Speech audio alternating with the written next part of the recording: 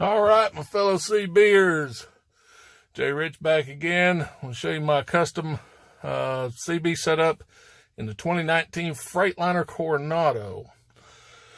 Now, the Galaxy radio is too wide to fit in the CB cabinet, which is right here.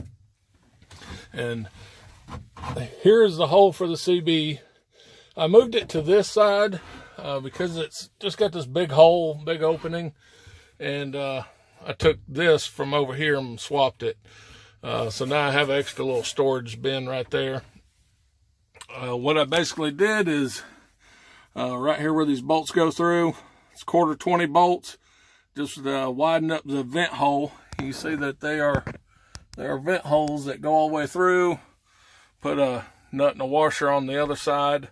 And it still retains the factory look. If I take them out, you're barely going to notice that the hole was enlarged just a little bit.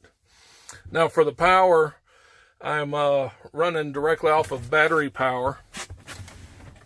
And see if I can cruise over here a little bit. So it's plugged in and then goes up through this hole. This will be tidied up just a little bit. I just got it hooked up, but wire runs through the box. Okay, down the A pillar and into the fuse box. In the fuse box here, I have my quick connect.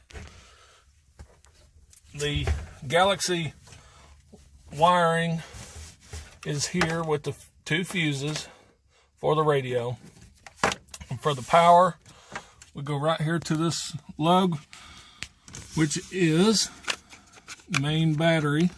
You see it says BAT on it. That is for your battery. Then the ground is from that bolt right there. It's about the best place I found to get it. There are rivets and things like that, but that bolt seems to be the best spot. That is a T40 Torx bit. And these lugs here are 13 millimeter, and they are pretty tight on there. Just tighten them back down real good. So I want to disconnect the power. Just unplug this. I've got easy access to my fuses for the CB, and I'll just put the panel back, and it should hold that. There's nowhere to really zip tie the cord, so